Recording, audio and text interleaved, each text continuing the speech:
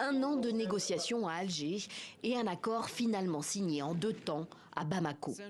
L'État malien et les groupes armés pro-gouvernementaux réunis au sein de la plateforme approuvent le texte dès mai 2015. La CMA, pour coordination des mouvements de l'Azawad, qui réunit les rebelles touaregs et arabes du nord malien, n'appose, elle, sa signature qu'un mois plus tard, le 20 juin, et sous la pression de la communauté internationale. Les rebelles touaregs avaient repris les armes en 2012. Ils s'engagent alors à abandonner leur rêve d'indépendance. Le pouvoir central promet, lui, le développement pour le nord malien, l'intégration des ex-rebelles dans l'armée et surtout une décentralisation soutenue du Mali qui doit profiter autant au nord qu'au sud.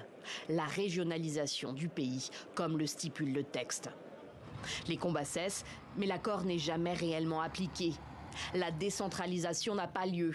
L'accord d'Alger prévoyait l'installation d'assemblées régionales élues au suffrage universel direct et un transfert de ressources et de compétences. Rien n'a été fait. Et le putsch de 2020 n'a rien arrangé. Les autorités de transition ont fait du recouvrement de la souveraineté du Mali l'un de leurs chevaux de bataille, un objectif qui se heurte aux différents groupes armés qui contrôlent de vastes territoires dans le nord. Le dialogue patine donc. En 2022, certains mouvements touaregs dénoncent l'absence de volonté politique des autorités de transition. En juin 2023, la nouvelle constitution qu'a fait approuver le gouvernement compromet, selon la CMA, l'accord d'Alger. En septembre, c'est l'escalade. La CMA indique se considérer dorénavant en guerre avec les militaires au pouvoir à Bamako. Le 12, des groupes armés attaquent l'armée dans la ville clé de Bourem entre Gao et Kidal.